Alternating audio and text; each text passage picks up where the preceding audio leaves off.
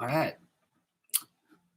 So, got trout fishing here in Oklahoma today. And go over through some of the basics of catching trout, where to go, what to use, what to look for. So, we just jump right into it. We're going to break this kind of up into three sections.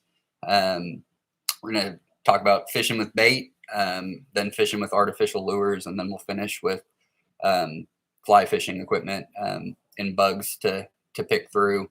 This is meant to be conversational. Use the chat bar at any time to ask questions if I'm moving too fast. If there's subject matter I didn't touch on, or just any general questions you may have, go ahead and pop those into the chat bar and we'll answer them as we go along. So with that, we'll jump into it. So let's talk about for if we're using bait or artificial lures. So you're going to be using traditional tackle, rod and reel. What we're kind of looking for is medium to medium light action equipment, especially if you're using bait. So we'll start with going through bait, but 6 foot to 7 foot rod. Medium action is perfect for bait. Maybe medium light, depending on the rod. But you want to have a soft tip on that rod, but you also want to have enough backbone when you're setting the hook with bait. Whereas when you're running artificial lures, you can elect down to more of a light action or a micro light or a medium light action rod, because the rod tip and the treble hook or whatever you're pulling behind, you're going to be able to get a hook set on that. Whereas with bait off the bottom, we don't have any, tension other than the weight to the rod tip. So when you go to set that hook, you don't want the tip of the rod bending over all the way down to the third or fourth eyelid. You're just not going to get a really good hook set with that bait wrapped around the hook. So with that, we'll show a few different options to fish with bait off the bottom. Your most productive is going to be just traditional power bait. It's going to come in something that looks like this. So these are some of the more popular colors and scents. This is a purple color and it's a nymph flavor. This yellow, it's corn scented. Then we have just the original power bait scent, trout scent, in kind of pinkish red, white, and blue. And then we have our salmon egg scent, and this is in kind of a rainbow color with some sparkle. And then you have salmon eggs, things like this, power eggs. Those are effective as well. So, and they can be fished using this method. So when you go to fish off the bottom with power bait, we're wanting to look for really small hooks. A lot of them come prepackaged in snelled leader lines, which are great. They're super convenient. They already have that small little hook on there, and having your snelled hook like this already on a prepackaged leader line gives you a couple of different options to fish it off the bottom. So if we're fishing in still water, so if we're fishing in like Medicine Creek or Robbers Cave or any of the lakes or ponds that we put trout in, on non-windy days, you're going to be looking at using an 1/8 ounce casting sinker. So it looks like this.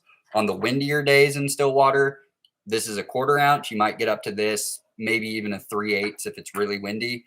But what we're really looking for on holding the bottom is when you reel up that slack, when you've cast it out and it sinks down to the bottom, you reel up that slack on your line until you get if you can, get just a nice little slight bow at the end of the rod. That means you're nice and tight to the bottom. But the lighter weight that you can get away with doing that with, the better. When you're fishing with bait, the bite is really sensitive. Trout have a tendency to peck at the bait as opposed to like a catfish or a sunfish or a bass that just comes and engulfs the bait and starts swimming away and your rod goes over. It's going to be more of a classic dink, dink, dink with the rod tip as they're taking in that bait. So if you have too much weight on and it's not moving that weight around when it's pecking at it, you're not going to be able to sense the bite.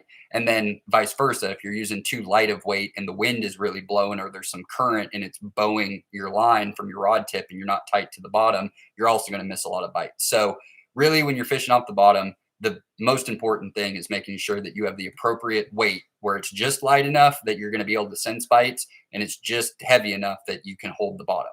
So the easiest way to be able to do that and swap out your weights. So if you get to a new place and you're not quite sure what size weight you want to use, the simplest way is to take your main your main line off of your rod tip. You're going to take a snap swivel, something like this, just kind of a medium-sized snap swivel. And we're going to tie that directly onto the main line. You can use, I like to use a Palomar knot anytime I can double the line over and get it through the eyelid. Just a quick, easy, effective knot to get on. But if you like tying an Orvis knot or an improved clinch, trilene knot, just whatever fishing knot works best for you. So you'll get that tied on just like this, and then we'll cut that tag end off. And then you're going to take your sinker and we're going to open up the snap swivel like this. And what we're going to do is we're going to take our snap swivel and our weight. Sometimes you got to bend them off of there a little bit. And we're going to slide that on. This one is, there we go. So you slide it on like that. And then that's the great thing about having these pre-packaged Snells. So they come with a loop knot already on them. And you can just slide that loop knot right onto that swivel clip and then snap it closed. So with this is the fastest, most effective way to get out and bait fish for trout. So whether you're using corn, power bait, salmon eggs, leeches, worms, whatever you may be using, this is going to be your best setup. But using power bait or these eggs, they're buoyant, so they're meant to float. So when we're fishing off the bottom like this is going to sink down to the bottom. It's going to make contact. That's when you're going to reel up the slack in your line until you're tight to your rod tip. And the power bait that you have on this is going to float up. The only downfall to this is that you're only able to fish off the bottom at this depth. You can buy a couple different sizes of these Snell leaders, or you could just tie your own leader line with a small treble hook, size 14, size 12, size 16, or you can use a size 10 to 16, just bait holding hook. And you could tie that onto a leader line and tie to your snap swivel. But this gives you the easiest option. So if I didn't pick my weight right, all I have to do is just unclip this, take my weight off, and then upgrade my size to my bigger weight. And then I can get off very easily without having to cut the line. Because what you can also do is you can put this casting weight up above the swivel to where when it sinks, it's going to get tight right here. But what would happen with that is now I'd have to cut off this every time that I wanted to change my weight. So having a couple of different depths of these, 8 inches, 10 inches, 12 inches, that's usually plenty anywhere you're going to fish. You don't need to get much higher up off the bottom. That's going to be plenty. The only time that you might elect to get 2 feet, 3 feet up off the bottom is if you have heavy vegetative cover or rocks or something where you need to float it up an extra foot just to get it to where it's visual and in an easy biting spot. So this right here, your quickest, fastest setup to just get out fishing with bait. Now with this, because of our line, one thing I have noticed, which is another negative, sometimes, especially after catching fish and the line gets slimed, it can tangle up on you a little bit. But typically if you're using 6-pound test, 4-pound test, 8-pound test on your main line, these snelled hooks are going to be more of like a 10, 12, 14-pound test.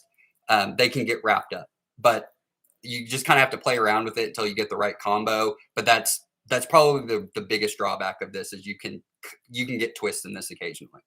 So when we're going to put our power bait on, whether we're using a treble hook or using just a little small circle hook, you take your power bait like this, and all you're doing is just getting a little finger size glob, just like that. You don't want too much. You want just enough to be able to cover the hook. And what you do with this is you just start on the back side of the hook and press it up against the hook. And then you just slowly mold around that hook point. And you're just closing up all the cracks and seams on it. Because when it's dry like this, it's pretty easy to break apart. But once you get it nice and molded around your hook and you cast it out into the water, that water will activate this power bait and it becomes more of a glob and it doesn't come off as easily.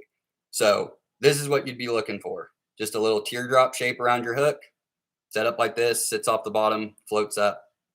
You get bit, rod tip goes dink, dink, dink. If you're looking to keep the fish, I would recommend letting them take it for a minute, let it get weighed in the back of the throat. If you're catching and releasing with power bait, stay away from the treble hooks, single point hooks. The first couple really good pulls that you get, try to set that hook early so you're setting the hook as far to the front of the fish's mouth as possible. Trout, just with water conditions in Oklahoma, it's a little warm, especially early season, and then again at the end, late season, early spring. Trout do not do well in water temps above about 65 degrees, and trout are just not a very hardy fish to begin with. So they die very easily. So if you're looking to catch and release, if you can get one of the hook removing guns that they have, little plastic, they're usually red, little gun you can get back there to pop these snelled hooks out really easily without damaging the fish. But most of the time, if you get it back behind the tongue, you should probably just cut the line and let that hook rust out if you're looking to release the fish, because you stick your hand in there with pliers, you're going to end up killing the fish. So we are going to show a couple more ways to fish off the bottom where instead of giving you the quickest access to being able to change your weight, we're going to do it so that we can adjust our leader line. And there's two ways to do that. The first would be tying directly on to the main line. So we're going to get the hook on the main line.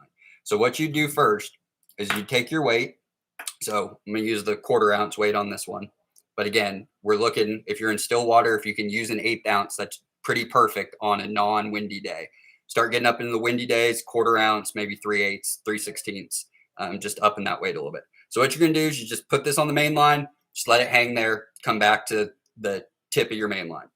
So now what we're going to do is we're going to take a small single hook. And again, it could be small single point hook or a very small treble hook. We're going to tie this directly onto our main line. Again, even with these little tiny hooks, they still have enough of an eyelet on them that with light line, because when you're trout fishing, 6-pound test, monofilament or fluorocarbon is really your ideal weight class when you're using a casting rod or a spinning reel and rod or a spin casting rod and reel. You can go up to 10 pounds, you can go down to 2 or 4 pounds, but 6 pounds is a really good line class to use. 8 pounds as well, but 6 is really just that perfect happy medium. So with 6-pound test, I can easily bend that line over, Palomar knot through. With trout, I like to clip that tag end off as close to my knot as possible. I don't want a whole lot of tag end hanging off. So it's going to look just like that. So now we have our hook tied onto our main line and we have our casting sinker on our main line. This is going to move up and down. So this is the easiest way to adjust your depth off the bottom. So if you're wanting to get your line up, and if you're doing this, monofilament's going to be better. It floats. Fluorocarbon is a sinking line. So the line's going to be working against your floating, your power bait. So it's going to be trying to float, but the line's going to bow because the bottom half of the line is going to try to sink. So if you're going to employ this method where your main line is what's going to be coming up on your depth, use monofilament. That's going to be your best line to use. So we're going to decide how far up our line. So I want to go about 2 feet up. So hold the main line about wherever you want that depth to be. And you're going to take just a medium to medium large size piece of split shot, just like this. And we're going to crimp that onto the line. The main thing with this is we don't want to affect our depth at first if we think that that's our good line. So make sure that with pliers, you really pinch down on it, especially in the corners where that line goes. Get that pinched down nice and tight. Now, when I go to pull, even on 6-pound test, it doesn't move. So that will slide down like this, and that'll hold your casting weight. So now, if I just think that it's a depth issue, I have the perfect weight, don't have to worry about my weight on the bottom, but I don't want to have 2 feet. I want to have a foot. Well, that's pretty easy with these because I put enough tension on it to where just if it's hitting debris down on the bottom or when you're reeling in, it's not going to move. But if you give it a really good pull, you can slide that line. But it's still tight enough on there where it's not going to move just from you fishing. So now I've adjusted my line to more of like 16 inches. So this is the easiest way to adjust your depth is using split shot in your sinker.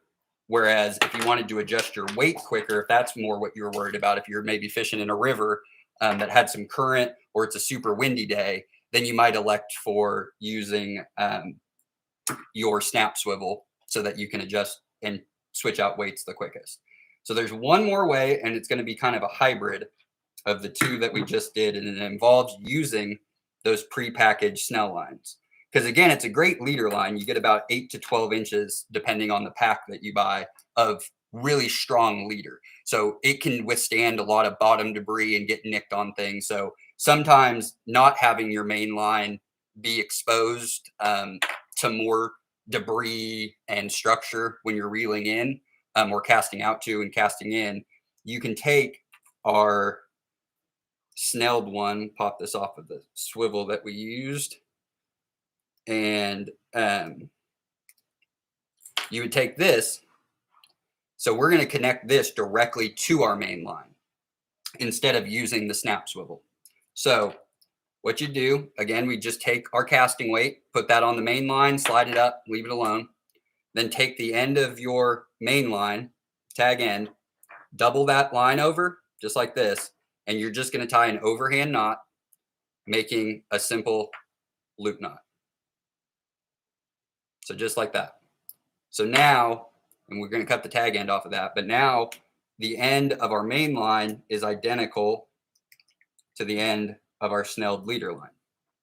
So what you would do with this to connect the two, and now you can do a double uni knot to connect it if you wanted to cut this and bring it down, but for all intents and purposes, this is going to be the quickest, simplest way to get it on. So what you do is on your main line where that loop is at, just kind of pinch it down, and you're going to slide it through the loop of your snelled leader line. So you're going to go right through that loop and pull it past your knot on the main line. So it just hangs just like that. And then we're going to take the hook and we're going to put it through the main line loop that we made. And then we're just going to pull tight. So now you're connected. So now your leader line is connected to your main line with the free casting weight. And again, depending on what depth you want to fish at, find that on the line, get your piece of split shot, put that piece of split shot on the line, crimp it down, get it with the pliers. And now you have your third option. So 3 different ways to use the same equipment to fish with bait off the bottom.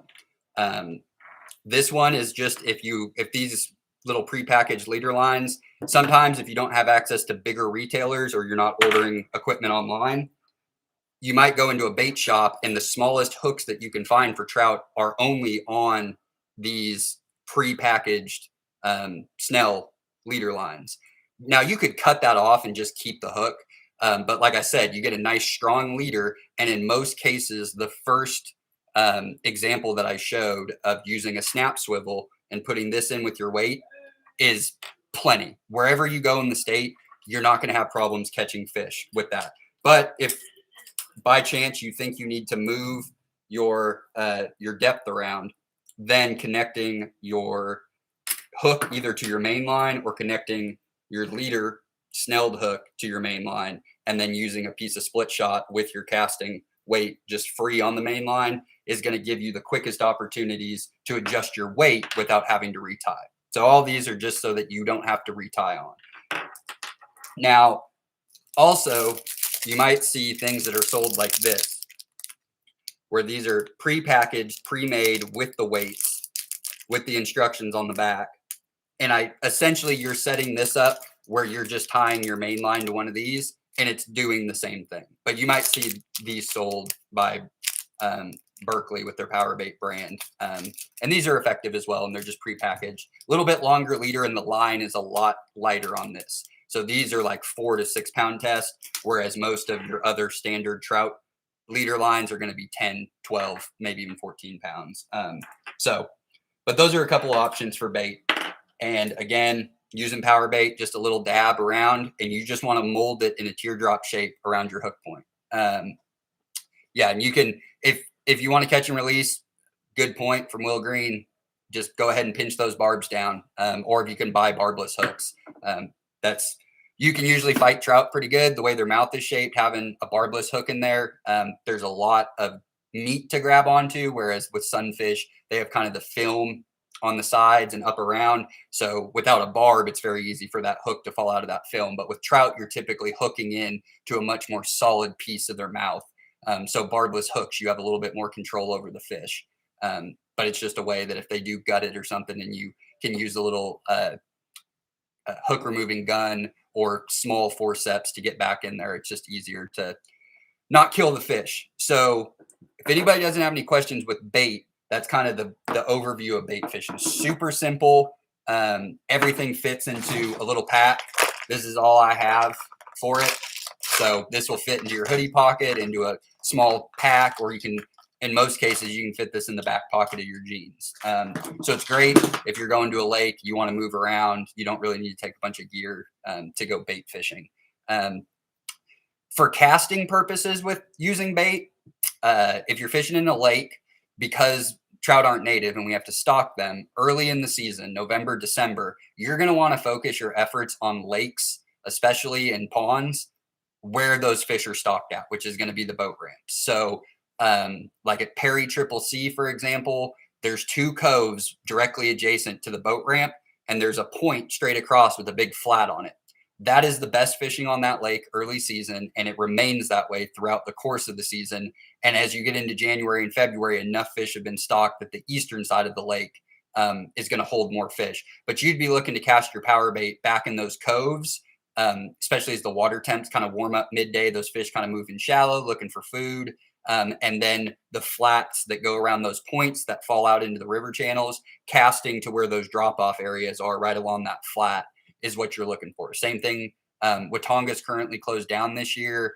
So the fish are going into the lake that's just to the south, which is a little bit smaller, but same deal, you know, where you can see where the road comes in, where fish are going to get stocked. That lake, they can spread out a little bit more. It's a little bit smaller, but those are the areas that you're looking for to fish with bait, is near your boat ramps, near where those fish are stocked, especially if you have adjacent flats, points, and coves that are right there. That's what you're going to want to look to fish with the power bait. Now, if you were in a river, like let's say you're at Lower Illinois, Lower Mountain Fork, Blue River, where you actually do have some pretty good current going through in a lot of places with bait, what you're looking to do there is you can either stand out on those waterfalls if you're wearing waders or hip boots, or in some cases just, you know, knee-high muck boots, and you can get out on those falls and you can cast directly downstream till it hits the bottom. Then you're reeling up your slack and that current will keep it right there. But if you're fishing from the bank where you have cross current, you don't want to cast straight across and you don't want to cast upriver. You want to cast 45 degrees downriver, let it sink to the bottom, and then close your bail. And once you close your bail on your casting rod, your spin casting rod, your spinning reel, let the current move your line until it finds that seam where the water has slacked off of that current. So it should end up being anywhere between 60 and 75 degrees downstream of you where you're holding tight. And that weight will find its way right into those feeding seams. And that's what you're looking for. If you try to cast cross current or upstream, your line's just going to keep moving and moving and moving. It gives it opportunities to get snagged, for the bait to fall off. You can get bit while it's doing that, and you're not going to be able to feel it. But you want to be tight to your rod tip anytime you're fishing with bait off of the bottom. Some other deals that we have, so our artificial lures and flies, one of the things that it does not cover, which would be illegal in sections where it's limited to that, is using artificial plastics or scented plastics. So little inch worms like this, fly fishing, they call this a green weenie, or scented trout worms. You can fish these and they're technically considered bait in Oklahoma. You could, if you were doubling up with a rig that had like a nugget egg rig, instead of using a nugget or power bait on one of them, you could hook on one of these and have it float in the current, or have something like this. Or you can straight up cast these out with a float indicator of some kind, a stick bobber, a bobber, and you can just dead drift these, 2 to 6 feet below your bobber of something like this and just let them float through the current. These are going to be less effective in the still water. You might get some bites on something like this. It's just going to be really hard to cast out there. So you'd want to put a good piece of split shot about 8 inches above your line, but just kind of a slow retrieve. These inch worms are good year round, as well as little pink or red worm indicators or imitators. So those are a couple of bait options that you can use that are going to be tried and true. No matter where you go, you're going to have success. And that's just the easiest way to get out fishing. Get some bait. And especially with the still water areas, our impoundments, our ponds, move around early in the season. Like I said, those fish won't go far from where they were stocked. They're going to look for good cover and good feeding areas, which are going to be the coves that go out into the channels and those flats that drop off of points and kind of bays that come in where they dump out into the channel. That's where those fish are going to look to hang out. They want to come up and cruise, whereas in rivers, those fish in current are going to be ambush predators. They're going to be sitting in seams and back eddies behind boulders, logs, and they're looking for that fast water where the food is coming down so they can just pop out, grab it back into their seam, or things that get flushed into that seam is what they're looking for. So don't be afraid, especially early season, to move around a lot with power bait, especially if you're fishing in lakes and ponds. And then once you find those fish, odds are you're going to find several fish that are stacked up in that same area. Finding out about days we stock certain locations, because we use a third party and we purchase the fish, they're not coming from our hatcheries. We don't ever have exact dates to give. Our annual and seasonal areas are stocked from the first week of November. This year we have a delay in shipping, so fish aren't going to be there on November 1st. They'll be there a few days later, but we stock every area every 2 weeks throughout the season. But the exact days in which the fish show up isn't known to us until usually the day of, just because the trucks are coming in from out of state. Maintenance issues, weather issues, there's just lots of things. So we don't have exact dates on them, but we stock every 2 weeks from November through March in all of our seasonal areas. And then Lower Mountain Fork and Lower Illinois get stocked annually every 2 weeks. So there's always plenty of fish in there. So let's move on to artificials. So we'll start off with, again, traditional casting equipment, spin casting equipment. Again, you don't need that many options. There's just some tried and true. You can take them into the lakes. You can take them. These are going to be more effective in your rivers, your Lower Mountain Fork, your Lower Illinois, Blue River. These are going to be just as effective, if not more effective, than using bait in those areas.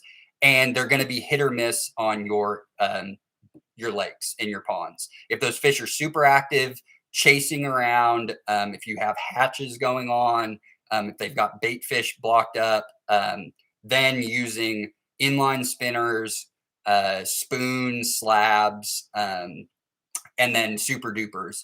Those can be very, very effective on lakes. It's just hit or miss. Typically on the non-moving water, you're going to have more consistent year round, and then seasonally you're going to have more success using bait off the bottom. But these are some options to have if you like to switch it up when you're out fishing, or you just like to go straight artificial. These are just the best of the best that catch the most fish year after year in the same places. So I'll start out with my two favorite go-to Rooster Tails. Couple different options here. This is just a traditional classic Yakima Bait Company Rooster Tail. Warden's is another brand. There's 3 or 4 different major retailers that do an inline spinner that's a Rooster Tail. The traditional ones have the cylindrical body. That blade spins around it. Then Warden's has what's called a Vibric Rooster Tail, where it's more of a conal shape. And then the blade is just a little bit different.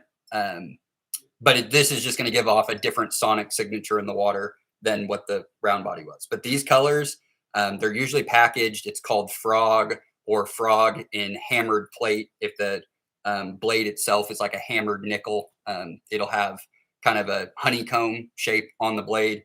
But this color right here is lights out any trout area. 16th ounce to start with for sure. The smaller the bait profile you can keep, the better.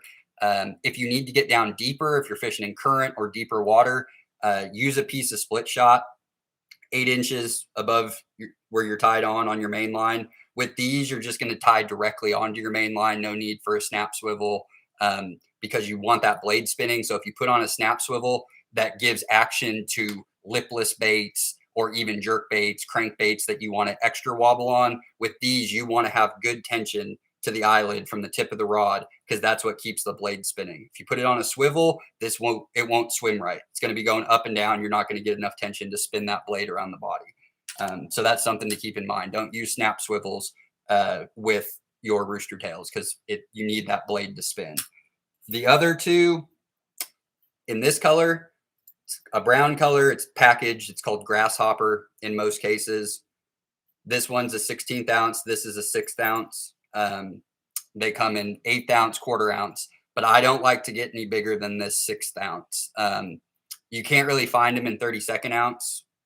But if you find a brand that makes, something that looks like this in a 32nd, I'd go all the way down to a 32nd. But 16th, perfect bait profile. You're going to catch your 8 to 12 inch stalker fish, and you're also going to get into 16 to 20 inch brooder fish that are in there as well, just using these little ones. If you start upping to where you get to 1/8 of an ounce or 1/4 of an ounce, not only is that bait profile bigger, but in most cases the water just isn't really moving that fast outside of some places on the mountain fork, where current is going to be so much of an issue that you're going to be riding the top of the water.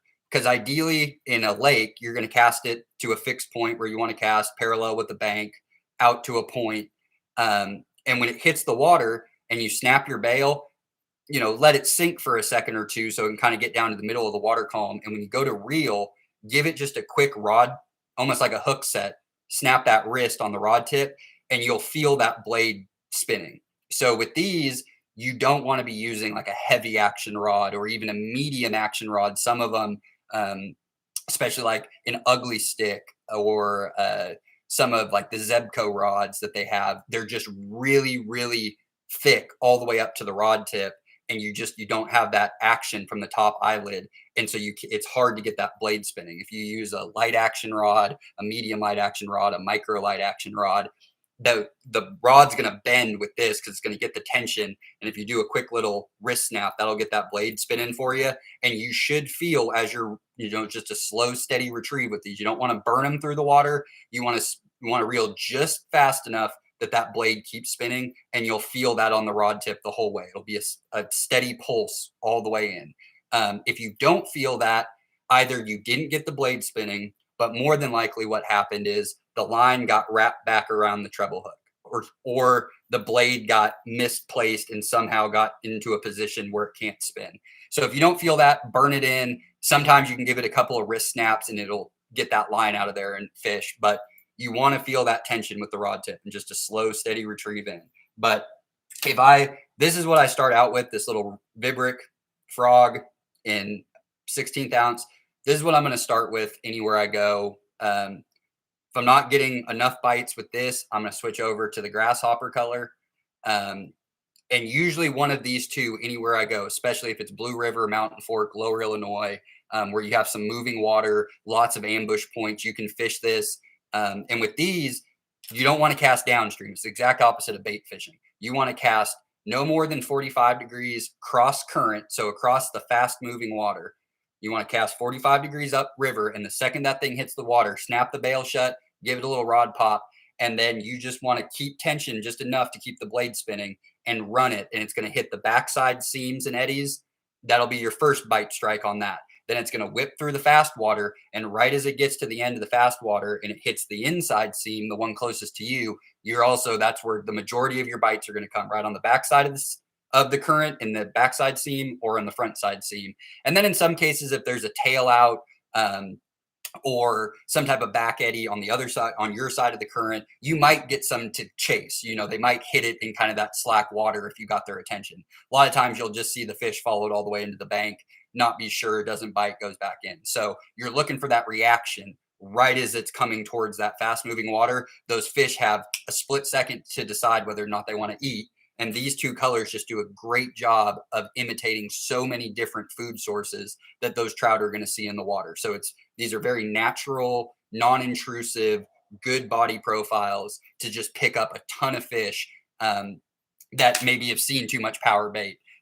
Maybe they've seen the same fly coming again and again and again. I've found that in areas that just get heavy pressure, especially with fly fishing and things like that, you can end up catching a lot of fish just throwing a rooster tail through there. So I always keep a couple of different rod types when I go out. I usually have fly rod with me, spinning equipment, and I'll just switch it up because some days you can just hammer them on flies, and that's a great time. Other days you can't get them to eat on that, so you switch over into your inline spinners. And then bait is always an option in areas that it's open to bait fish.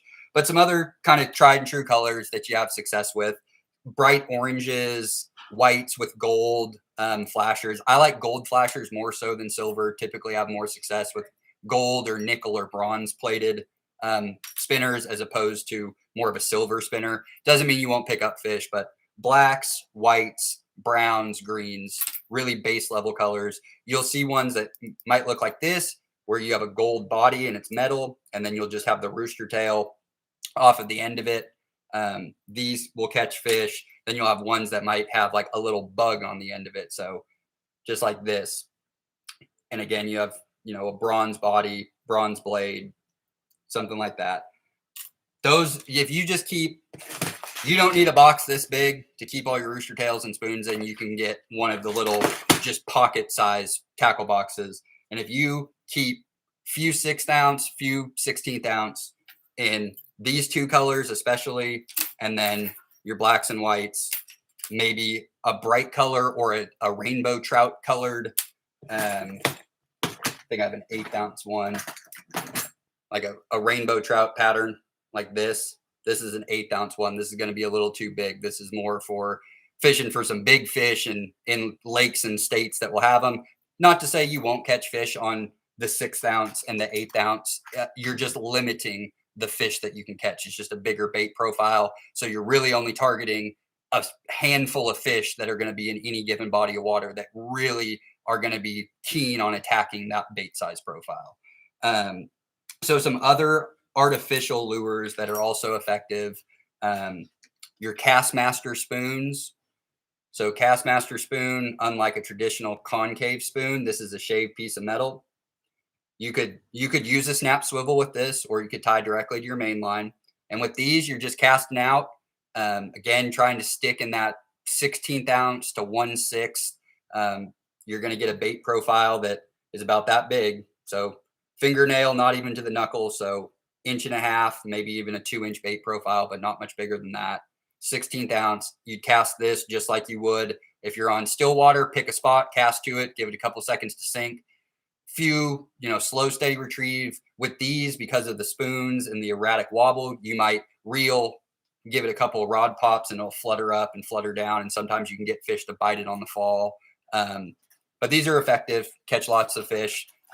Gold and orange, silver and orange, usually something with an orange stripe in it has a lot of success. But they make dozens, 20, 30, 40, 50 different colors of these. So you can run through a whole gambit of those, but typically golds or silvers that have an orange slash through them tend to have the most success, or something that's a rainbow trout color. Then you might go with just a traditional like concave spoon, just something that golds, reds, oranges.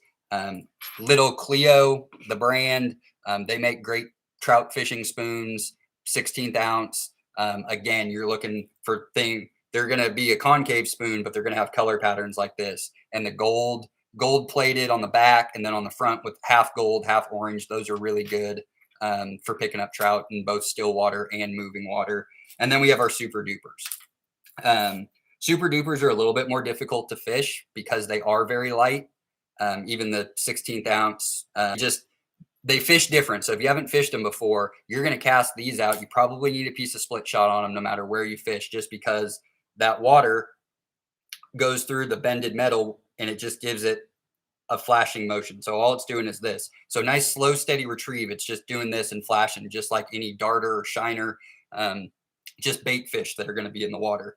But with these, real slow, steady retrieve, but it's going to feel like you have a lot of slack in your line. You're not going to get like that rooster tail or a heavy Castmaster spoon. You're not going to get that rod tip where it's bending. It's going to be a lot of slack. So a lot of times you'll get a huge bite where all of a sudden you have the slack line. It just goes tight like you hit a snag. Other times you'll actually see your line get bit. And then sometimes you're just perfect on the retrieve with the tension, and you get the classic dink, dink, dink where it's hitting it. But super dupers, gold plated, flash, red head on them, or your trout color, something like this, and like a rainbow trout. These are really effective. Here's a smaller version. But these can be good if you're just a cloudy day, dreary day, lots of wind, water breakup, maybe even some rain. Go into more of a subtle, very small sonic signature. This isn't giving off the pulses that your inline spinner or your spoon is. It's just a very natural, subtle vibration in the water. So on heavily pressured water like the Lower Mountain Fork, Lower Illinois, Blue River near the parking areas and campgrounds, sometimes switching over to a super duper if they've just seen a lot of rooster tails, other more aggressive baits in the water, you can switch over to a super duper. So right here we have, maybe a dozen different lures that would fit into just a nice little box. Throw those in your back pocket. You can walk up and down those rivers all day long and have success. So that's kind of the breakdown of those artificial lures. There's lots of options, but if you're sticking with small spoons, small super dupers, small inline spinning baits, you're going to have the most success with those. Now, if you're fishing, let's say the Lower Mountain Fork, or maybe even the Lower Illinois, because with the Lower Illinois, at lots of times of the year, you're going to get a lot of different bycatch other than trout. You might pick up a bass, or you might pick up a white bass or a striped bass. So you can elect to use like a jerk bait, like a bass jerk bait, especially on like the Lower Illinois or the Lower Mountain Fork, down below the 258 bridges where it kind of slacks out. You get big boulder runs. There's just big rainbows and browns that will hang out in that type of water. And those fish have chosen, a life of ambush predator. They're hiding behind big boulders, lots of water that's a lot calmer, and they're darting out to, look for bigger meals to eat. So those would be the types of areas that you're going to look to target with maybe a bigger lure of some kind. And then some less traditional. So Galen, with your question, are there areas with artificial only? And yes, there are certain sections of the Blue River, Lower Mountain Fork, and Lower Illinois that do have special restrictions that limit you to using artificial lures and flies, and in some cases, barbless hooks. So in those areas, you wouldn't be able to use traditional bait. Now, on the Lower Illinois, if you were fishing for catfish or stripers, you can fish for bait in those sections if you're using a hook size that I believe is bigger than 3/0 or bigger. A trout's not going to be able to get that, so you can use that. But fishing for trout with bait, those three areas, you're going to have some restrictive sections, but there's lots of other river around it that you can fish with bait on. Less traditional artificials that you might find some success with, if let's say you went somewhere, you didn't have all this equipment, you didn't have time to stop. Small tubes. So again, these you wouldn't be able to use even a soft plastic, so a grub, a tube. These would not be allowed in areas that are restricted to artificial flies and lures, because soft plastic in our regulations is defined as a substance that doesn't fall under those parameters. So something like this, you wouldn't be able to use in those sections. But a little tube just like this, this is a great color, green pumpkin, red and black flake. You could use a chartreuse one, a bright pink one, but you just take a little, like a squirm and squirt head, and these slide a tube hook up into them, and you'd fish them just like you would any of the other artificials. 45 degrees upriver, and just a slow, steady retrieve, maybe some pops and pauses. But the smaller you can go, the better. So this one right here is 1.5 inches. They make a 2-inch, and they make a 2.25 inch. The 2-inch and the 1.5 inches, the only difference is the skirt size. The body profile is almost identical, so you really just have a little bit more skirt. The 2.25 are much bigger body profile, and you could throw these on a 16th ounce. With these smaller ones, I'd throw a 32nd ounce, but you could go up to something like this, a 2.25, and put a 16th ounce, or maybe even an 1/8 ounce, depending on how you wanted to fish it. Cast 45 degrees upstream, work these through. These will get bit. You could also go with a more traditional, like a grub. So something that maybe is in a natural color like this, or a hot pink, And you would just put those either on a standard ball jig head and just a slow, steady retrieve, or you could put them on like a flasher head, that like a road runner head, something like this that's got an inline spinner on it. Not your traditional trout tackle, but in areas like the Blue River, for example, you can pick up fish using small 1 to 2 inch grubs on a 16th ounce jig head, 32nd ounce jig head, just straight cast and retrieve. Not your traditional stuff, but if that's all you have when you get there, you can still catch fish with those. So with that, if nobody has any questions on our bait or our artificial lures, we'll go ahead and move on to the fly fishing section. And then once we get through that, I'll kind of go through the bodies of water that we have and spots that I've always had success and spots to look for to go. Then we'll have more opportunities for questions at the end of it. So I don't see any other questions. So we'll move into fly fishing here. So with fly fishing in Oklahoma, if you're fishing for trout, you got a few different options for your line class and your rod class. You can use 3 and 4 weights. With those, you're looking for floating line. You're going to probably get yourself a prepackaged leader. Leaders are going to come in a bag that looks something like this. This is 3X. This is meant for like a 7 or 8 weight rod, bass fishing, striper fishing, just really, really big trout fishing in other areas of the country. You're going to be looking for, if you're using a 5 weight, a 6 weight, those are going to be your perfect fly weights for Oklahoma, all the way up to a 7 weight. You're going to be looking for 4X or 5X 9-foot leaders.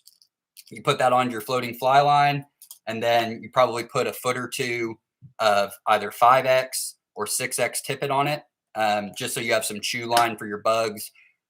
Always want to put tippet onto the end of your leader. The second that you start cutting into your leader with flies, because they're tapered, you're going to run out of fly line really quickly, and it becomes extremely difficult once you go too far up that leader to create tippet to allow you to make somewhat decent casts. You're going to mess up the tapered flow to the end of the fly line to your tippet, to your rod, or to your fly, to your rod tip. So if you're fishing with the 3 or 4 weight, probably want to elect for 5 or 6X leader with 5 or 6X tippet. If you're up in that kind of medium range with your 5 and 6 weight rods, even a 7 weight rod, probably better off with like a 4X leader and then 5X tippet, just a foot or two of chew line so you can go through your bugs. The only instance where you might elect for a sink tip line, sinking line, is if you're fishing one of the lakes and you want to get out in like a kayak or a float tube where you can just kick and pedal and troll with your fly line. Then you might elect for some type of sink tip or a sinking line. But in most cases, all of our bodies of water that have trout in them aren't overly deep. Those fish tend to stay in relatively shallow water near drop-offs and flats. So floating line is usually plenty. Maybe give yourself 4 feet of tippet instead of 2 feet or a foot, just because you're just getting the line out behind you, and then you're kicking and you're just releasing line. You don't need to do a whole bunch of false casting if you're going to troll a fly line. So with that, we'll go through kind of the 3 different types of fly fishing that you're going to have in Oklahoma, which is going to be stripping and swinging, meaty flesh type flies. So woolly buggers, jig headed flies, clouser minnows, just something that it's not as pretty, a lot of head weight on the line. You're not going to get those real pretty casts, but they're super effective casting 45 degrees upstream, cross current, floating them under cut banks, near root balls. And then when you get into the faster sections, twitching them out between rocks, boulders, and structure, and then allowing the line to bow and have it swing towards the end of where your run is at, which gives you opportunities to get bit in a lot of different locations. So my primary fly fishing tactic is always going to be stripping and swinging flies. It's a lot of fun. You get great bites. You're watching the end of that floating fly line. Sometimes you get hammered so hard that you can feel it, on the rod. But a lot of times it's just the end of your fly line where it connects to the leader shooting out in front of you. And then you're setting the hook. So just a really fun, effective way to fish. It's the closest mimicking you get to fishing with a rooster tail, which are, in my opinion, the most effective way to catch trout with artificial. is with those Rooster Tails or Super Dupers that you're kind of swinging through that current. So stripping bugs, your tried and true, just your bead head, tungsten head, woolly buggers in your olives, your blacks, your browns, maybe white. I stick with more of kind of our darker natural colors. You can go all the way up to like a size 6, all the way down to like a size 12. Just depending on flow, what size profile. I like to stick more in that size 10 to 12, a little bit smaller bait profile. If I have to, I'll put some split shot, 8 inches above the line, just some really real small split shot for fly line, something like that, as opposed to this one is pretty small too, but you can much bigger. So I wouldn't get much bigger than this. I wouldn't use the ones that you use for like pan fishing or below a bobber. You want really just small split shot, just enough to help it dive. If you get tungsten heads, they're going to sink real good and fast. With a bead head, you might elect for just putting a piece of split shot on. But woolly buggers, first and foremost, rubber-legged woolly buggers. In Oklahoma, we're really focusing on 3 types of bugs. We have our mayflies, our caddis, and our stoneflies. And your stoneflies are your big, meaty bug. When you turn rocks over, they're like this. They got the arms that come off of them. So things like this is going to be your stone that you would use for nymphing. You could swing this, but in most cases with those, you're going to want to swing them. So when you can get a good hybrid on a woolly bugger, especially if it has some rubber legs with it, this is going to be your number one stripping fly. As well as there's lots of newer designs now in the fly industry of bugs. Chocolate's game changers. So any of his changer bugs, they fish like swim baits. Some of them have rubber legs. I'll throw in the link over here in the chat bar from our trout guide. And in the trout guide, I have each body of water profiled with kind of my favorite, all the stuff that we're talking about in this, just in case afterwards you forget, you don't want to come back through the video. You can just click on this link here that I just put in the chat. And it's got some different options for stripping flies with links to go look at them. You can purchase them online. In Oklahoma, we're pretty limited on fly. You can go to a major retailer like a Cabela's or a Bass Pro, and they're going to have just really standard bugs. Your nymphs, they're going to have probably stone flies, some caddis patterns, some pheasant tails, maybe some prince nymphs, but they're going to be limited on some specialty flies. So in that link, there's some lists or some links within that article that will send you to some cool stripping bugs that you can take a look at. But really what you're looking for is size 6 to size 12 in olives, browns, blacks, brown or tan brown. You've put rubber legs on them, great. Or you might have things that are more specialty flies, jigged flies. This is articulating off of the back hook. So when this swims through the water, it's really aggressive with it. You can twitch it out and move it through the boulder sections. So these are going to be kind of specialty flies that you're not going to find at a big retailer. And with us, if you go to Beaver's Bend, I would encourage you, if you ever fish Lower Mountain Fork, especially fly fishing, stop in at their shop, because they're going to be able to give you up to date information, what bugs are good. You're going to find lots of specialty bugs that are specific and tied for the Mountain Fork. But in general, if you go to any of the major our rivers, Blue River, Lower Mountain Fork, Lower Illinois, your caddis, your mayflies, your stoneflies, you're going to be year round. So you got lots of different options of how you want to fish. But if you're going subsurface and you're stripping clouser minnows, sculpin patterns, jig-headed flies, woolly buggers, rubber-legged woolly buggers, anything that you can just, twitch through, keeping them in those very natural colors.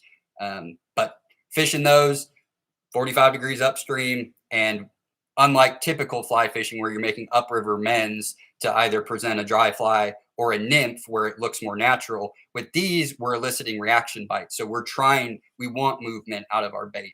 So you're going to allow that fly line to bend out in front of you, as opposed to picking it up and letting it go back upriver. You want that bow. It's going to help you. So you're just holding tight, letting the current take that line, swing your leader and it's going to swing it all the way down to the end, and you can watch the end of your fly line. Now, if there's structure or other things, root wads, cut banks, and you have too much line out, or you've got that perfect drift going right to it, give it a couple of quick 6 to 12-inch strips and just make that bug work just a little bit. Bounce it in between boulders. If you see 2 boulders coming up and you're swinging that line, and you can get a couple of quick strips to get through that, that's just going to help you get some extra bites. Once you get down to the end of the run, so that your line swung all the way out, now your fly line is pointing dead downstream and your leader has just about caught up with it, then you can go ahead and give it a couple of twitches, either on the backside seam or on the near side seam. But what you do is, once your leader and tippet is dead downstream of you, instead of making a bunch of false casts, you're just tight on it, and it's just a quick upriver. You're just snapping up just a roll cast right back upstream. And that way you're not, especially in tight areas, it's great on Blue River where you don't really have any back casting area, to be able to just work those runs in the water without having to back cast, false cast, and get up. You just want to let that thing get all the way down to the end of the run and then snap it right back up river. And then my suggestion, when you get on the water, I like to fish the shallow tail outs first. A lot of times you get a bunch of fish that'll stack up right at the end of a run that doesn't really look like much, super shallow water like this, but you just get a bunch of fish stack up at the end. So typically I'll work inside seam from the back of a run and then cast across stream, work that side. So I'm not dragging my fly line over fish to begin with. Start with the seams and the structure nearest to you, try to pick up some fish, and then continue to cast farther across to the other bank and work the back sides of that current. And then just push your way up a run. So you'd start at that shallow tail out, kind of work through that. Then maybe you get up into a middle section where maybe there's some riffles, or it's just a big, long, slow run. Maybe there's a cut bank or some structure. And then you're going to have where you either have a shallow riffle section that's dumping into the pool at the beginning of the run, or in the case of like the Blue River, you're going to have waterfalls that are dumping over. And so you're working, from the last waterfall and those kind of tail outs, and then working your way back up to the next. And then in the braided water in Blue River, you just get lots of really cool little pocket water where fish can kind of get stacked up. So being mobile on Blue River is really good. Whereas the Lower Mountain Fork, Lower Illinois, they have more traditional riffle, dump in, run, tail out sections, where you're going to have fish in kind of all of those. Whereas Blue River, there's just pockets where you'll find a bunch of fish, and then you'll find stretches of water where there just aren't any fish in it. So you want to be able to be mobile when you're on Blue River. If you were going with other subsurface flies, so you wanted to nymph fish, which is effective year round, you're always more than likely going to catch the most fish if you can nail down the right pattern for the day. You can either run double small bugs with a dropper, or you can use a bigger bug, either some type of stone. So size 8 through 14 stone flies. If you can get like a Pat's rubber leg, that's one of the better bugs that you can get out there to imitate stone flies. The way that they're really real soft rubber legs, super lifelike when they're in the water. That's a great first bug to tie on. You can fish it alone, but what most people do is you're going to tie on tippet to the base of the fly hook. So where the hook turns at, you're going to tie on to that. Give yourself anywhere from 6 to 12 inches off of that, and then you're going to be tying on one of your smaller nymphs. And in those cases, some of my favorites for small bugs, so size 14 all the way up to size 22, rubber-legged yellow sallies, one of my favorite flies to use. Pheasant tail nymphs are a staple. So in here we got, up here at the top, we have, our pheasant tails, but we have some copper johns, some Bloody Marys, some Prince nymphs. But those are going to be your real good patterns. Midges in the winter, so black and red, black and white, just straight black, straight red midges. In the winter months are going to be a real good size, like 18 to 22 fly to use. Pheasant tail, just your basic bead head or tungsten head pheasant tail nymph, size 14 to size 18. Those are going to be real good year round. And then you can switch it up with some different things. If you want a little flash, you might go with a, size 16 to size 22, like lightning bug or crackback caddis, or some just flashy bugs of any kind, psycho princes, just getting real small. And the smaller you go, the more often you typically get bit. So I know it's hard with some of these guys. This is a bigger bug. But once you start getting down to where you're, size 18, size 20, size 22s, and you can barely see that eye hole. But the smaller that you can get, especially in the wintertime months with midges, and then your mayfly larva, those are going to be your bread and butter nymphs, size 18 to size 22, using a size 6 through 12 stone as kind of your dropper fly, because that's going to help get it down. Now you can fish them two different ways. You can fish them below a float. If I'm fishing a float, I like the plastic rubber balls. These are great. If you had your leader line, these are just really simple to put on. They make lots of different types of float indicators, strike indicators, bobbers, whatever you want to call them. But what you would do is if you were on your leader line, so however far above your tie onto your first nymph, in Oklahoma, you're looking at probably between 2 and 4 feet below your float. You might get all the way up to 6 feet in some of the deeper holes of the Illinois or the Mountain Fork. Now with some new carved out on that river with the flooding, there's some deeper holes that go through that. But most of the time you're going to live right between 2 and 4 feet. Anything below that, you're going to be catching stuff on the bottom, snagging up more. So you want to keep it right middle of the water column, bottom third of the water column, and you're just fishing them along the seams. But with this, you take your line. So wherever you want your depth to be, you double your line over, and you put that little loop right through the eyelid of our little bobber. One side is bigger than the other to help you get the line through. So that loop comes through.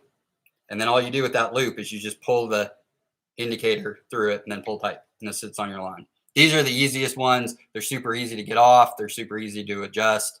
But they make different kinds. Some of them come with like bobber stops where you can put the bobber stop on.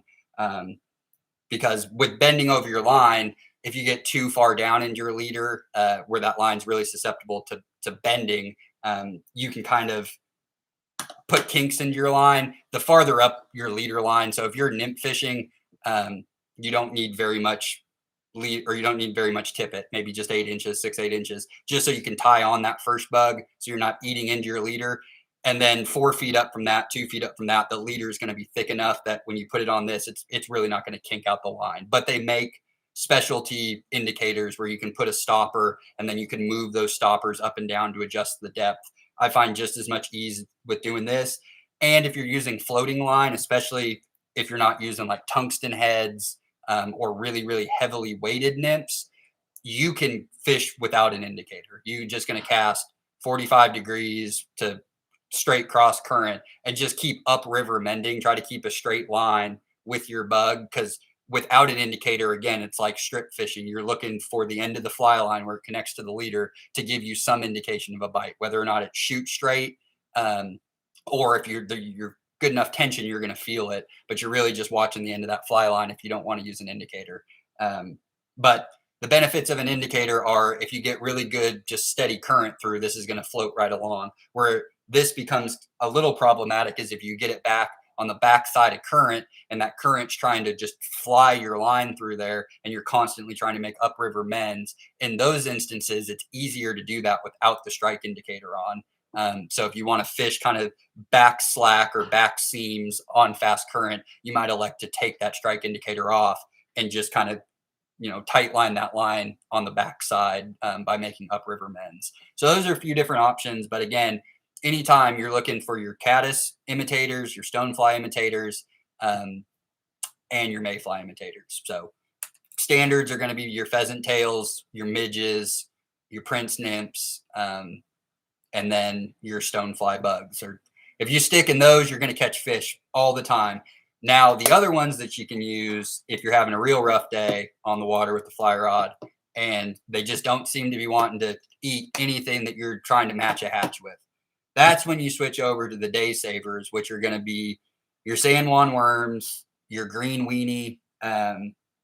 These they sell in the trout section in a lot of major retailers. Now, this is not a fly, but if you're okay with hybrid fishing, you can throw on You might even throw a big stonefly on, or a San Juan, and then use either a green weenie fly or these kind of prepackaged. And what these do is these imitate inchworms, and they just do a great job of mimicking a year-round deal. So San Juan worms, green weenie worms, and then if you don't have access, because like I said, unless you're ordering online or you have the opportunity to go to specialty fly shops when you're out and about, out of the state, you're going to be limited in kind of the specialty lures that you're going to find. In a lot of cases, a green weenie you might find at a fly shop, that's a ma and pa one, but you might not find it a major retailer. So at the major retailers, you can find these, which are the same. It's just a piece of soft plastic instead of PVC or any of the fly tying material. But you can use this on your fly line and just use it as a dropper below San Juan worm or below big stone fly. Those are going to be great. So, and then I showed the trout worm earlier, something. This is going to be a little bit more cumbersome, but if you wanted to run a San Juan and then hook this up on one of the jig heads that come in these little, you can find them in the trout section.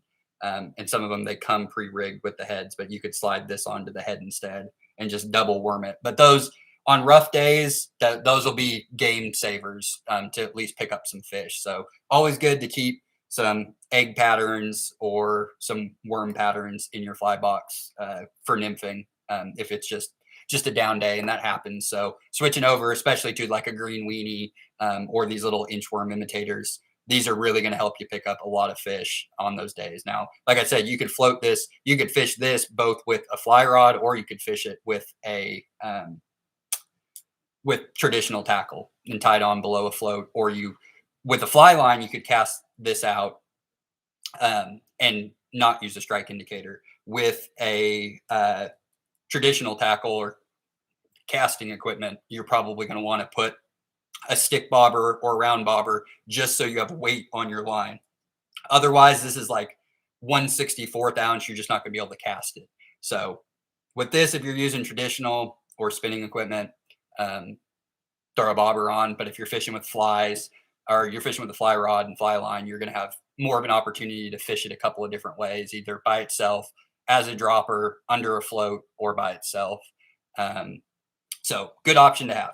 So the next thing is dry flies, which for the most part during the seasonal season, so during the winter, you're not going to see as many hatches as you will on like the Mountain Fork or the Illinois in the early fall, mid-fall, and then again in the spring and some summertime hatches. But we do have bugs that will come off occasionally. So if you're at a lake, Perry Triple C, I've been there several times when fish have come to the surface where you've gotten hatches, especially in like January, February, really warm days when you get like that stretch of 3-4 days in a row where it's 75 degrees outside, midday, 2 o'clock up till dusk, you can get batches of bugs that will come up and they'll bring those trout up to the surface.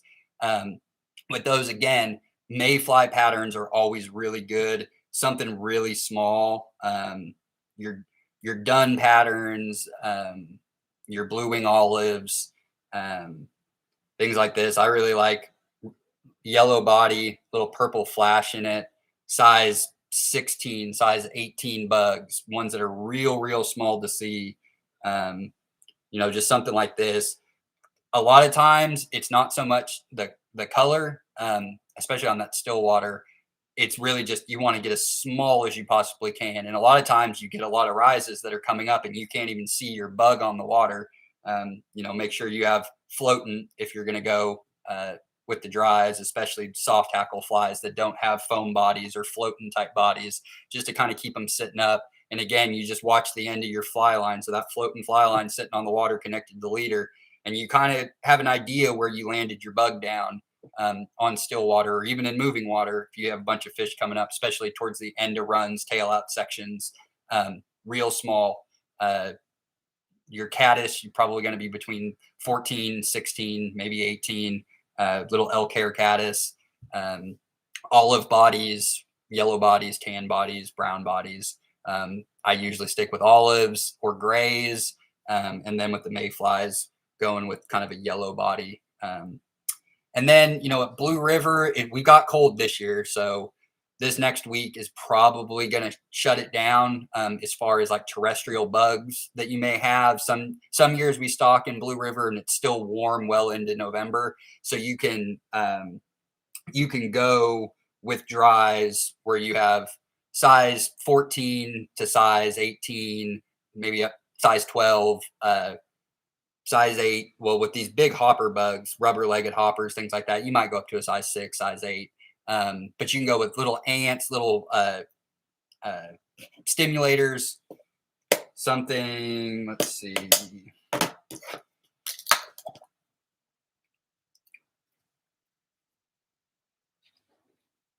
Little stimulator like this, size 14, size 16, or rubber-legged stimulator, something like this, kind of orange and tan bodies or yellow underbellies.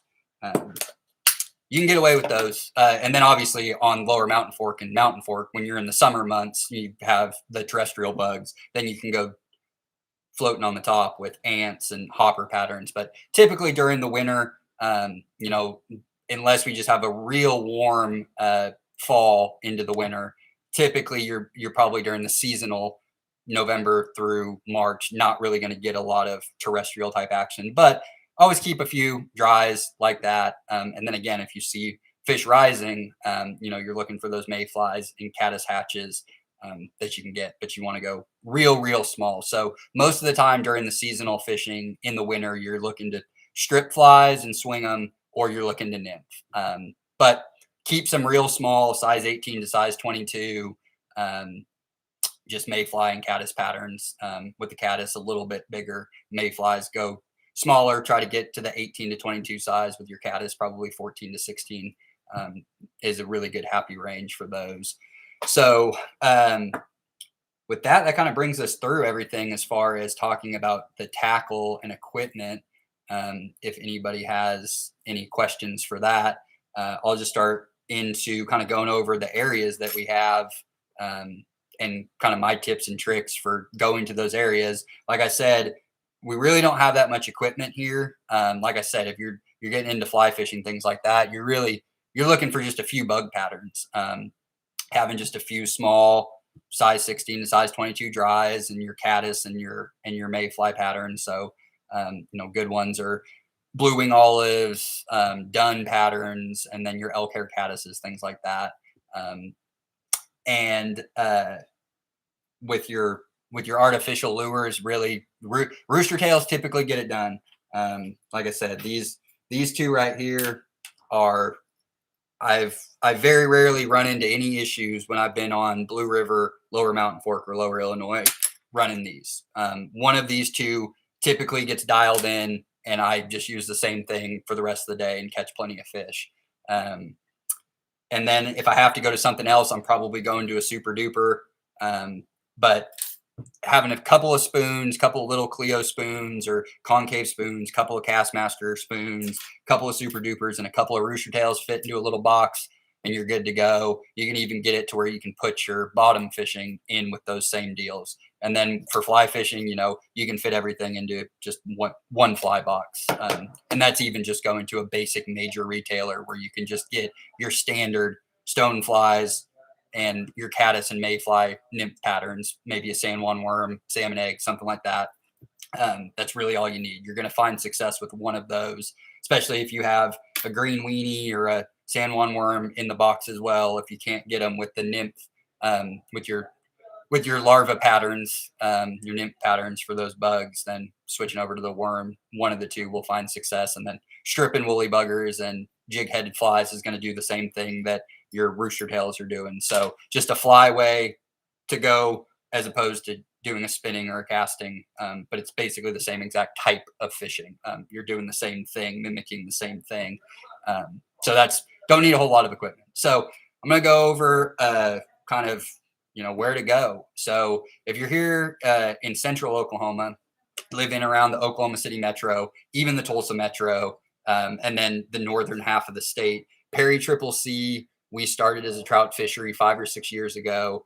The first year that we had it as a trout fishery, it was probably arguably the best year We hadn't had all that flooding yet, and the water was crystal clear the entire year. It really fished well. Since that first year of stocking, the water just has not had an opportunity to clear up with the flooding and the rains that we've had. So it's kept it more of kind of an off color clear. At worst, it gets really chocolatey. At best, it's 2 or 3 feet of visibility in the shallow water, but you still kind of have a lot of sediment that's in it. Um, but if you're going out to Perry Triple C, it's about 45 minutes north of Edmond. So if you're on I-35, once you get to Waterloo, right there at the north end of Edmond, it's about 45 minutes. And then if you're coming from Tulsa, it's a little over an hour. You can go 412 and then cut down through Perry, or you can come back down the turnpike and kind of kick up towards Stillwater and go at it that way. Enid, you're just a straight shot east. And but with Perry, really, when you get there, it's kind of a funky road that goes around. It's a 1 lane, but where the boat ramp is at, you can get there 2 different ways, either from the backside as you've gone around the lake, or you can drive directly down to it.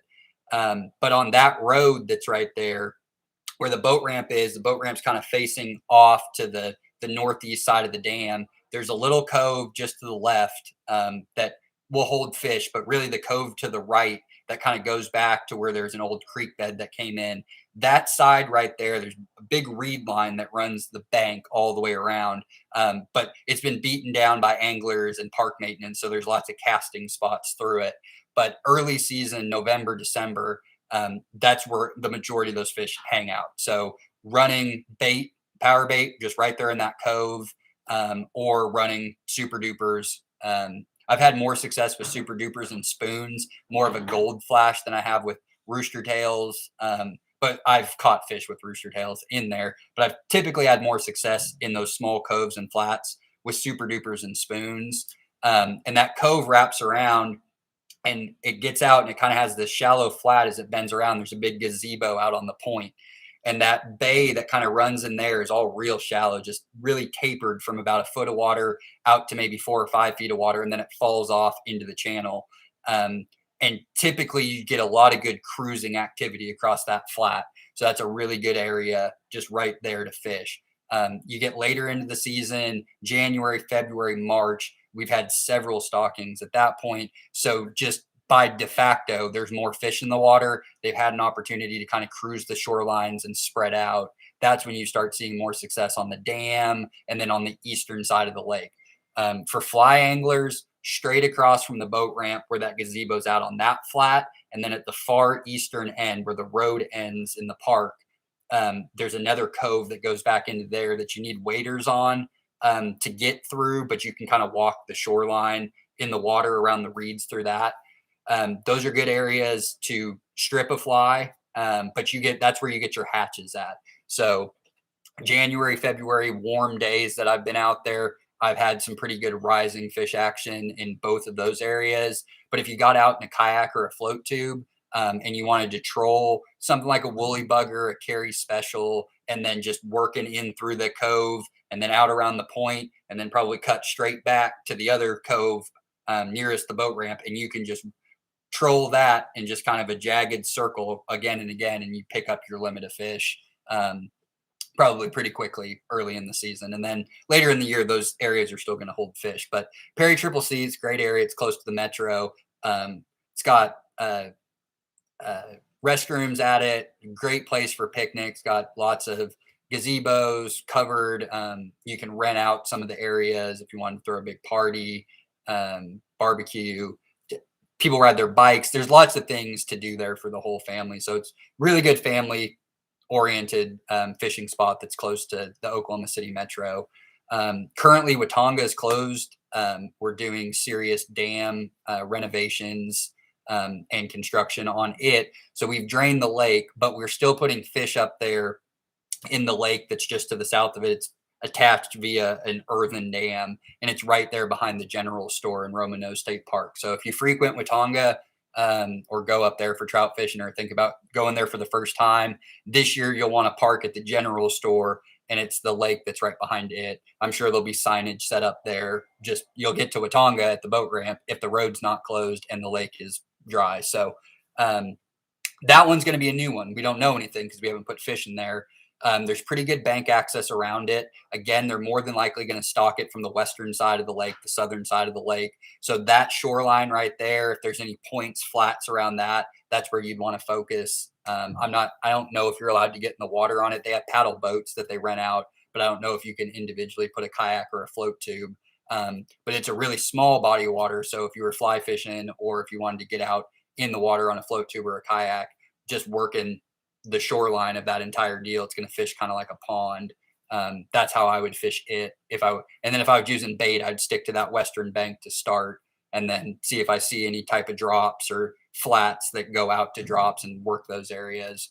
Um, Sunset Lake up in the Panhandle. That's a newer fishery for us. We used to stock in Carl Ettling, which is in the far northwestern corner of the Panhandle. But we've had issues there as well with the dam and water levels. So we moved that trout fishery to Sunset Lake, which is a really nice park in just on the southwestern side of Guyman. Great family area. It's got a 1 mile walking cement trail all the way around it. The entire body of water is fishable. With that, there's an island on one end of the lake that's out in the middle. That's going to hold a lot of fish in and through that. But it's a small enough body of water with when it's getting stocked. That's a place where you probably move around the first couple of times that you fish it, especially if you're using bait, until you find fish. And then from there, you found an area that's either where they stock them close to, or they found a piece of structure that they really just like to kind of hang out of. Because like I said earlier, when trout are in lakes and impoundments, when the water's not moving, they tend to cruise those drop-offs and shorelines looking for easy meals. Whereas you put them in moving water, they're going to look for heavy cover, boulders, laydowns, cut banks, anything where they can get out of current and easy ambush spots into those seams where that current is coming right off. So with that, you're looking more to target cast, whereas when you're in a still body of water, you kind of want to make some fan out casts until you find those areas that are really productive for fish. But once you find them, they typically hold throughout the course of the season and then typically year over year. So if you can make it up to the Panhandle, it's just a really cool gem of a fishery up there in the Badlands of the Panhandle. Nice green park that's up there. So really good family friendly fishing up there. Now on the southwestern side of the state, we have Medicine Creek, that is a tailwater out of Lake Latonka. That area, it's kind of got a middle section. It's right there in town in Medicine Park. Again, very family friendly, lots of good bank access, the entire stretch of the mile river that's right there.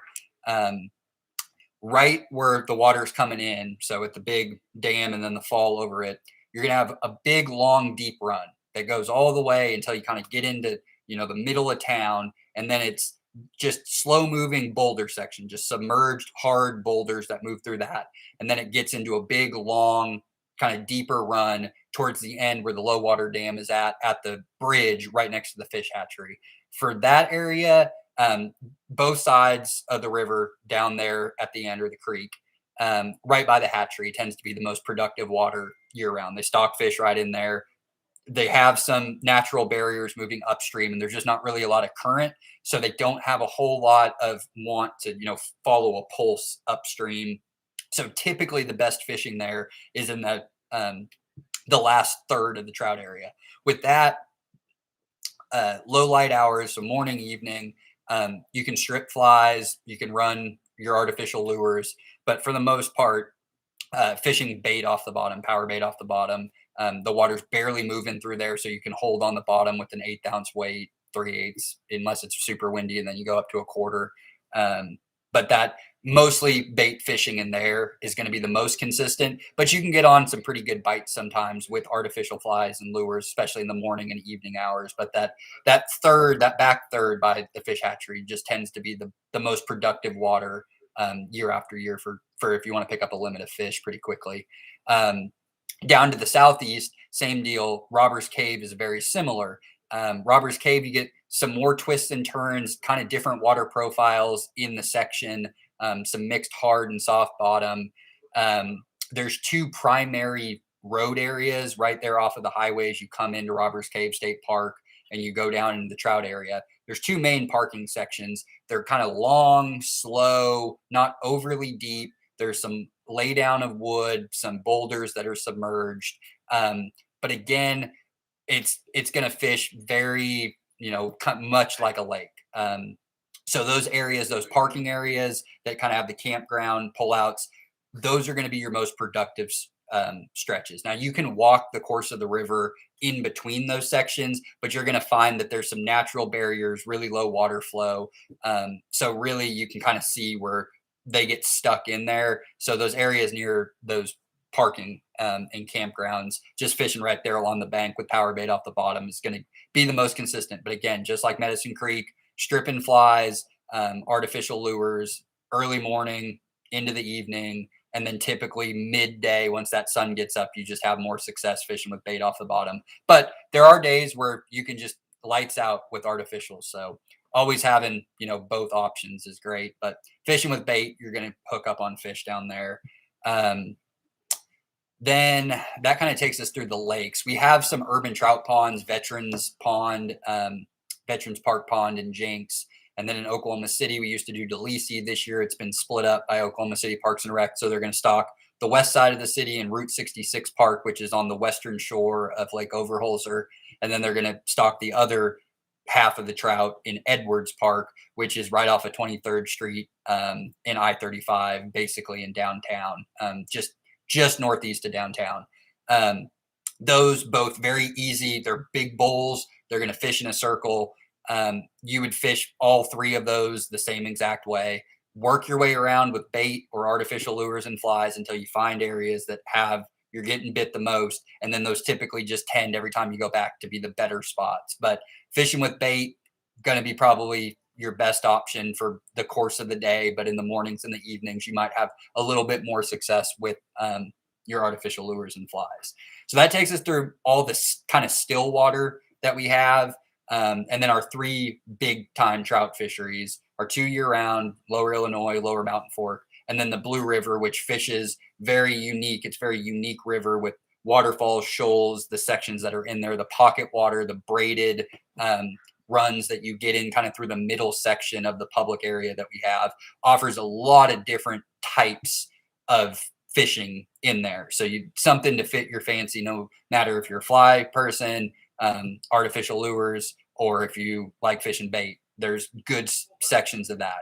If you are a bait angler, you want to fish the waterfalls. There are some long, slow, deep runs that have access to the bank.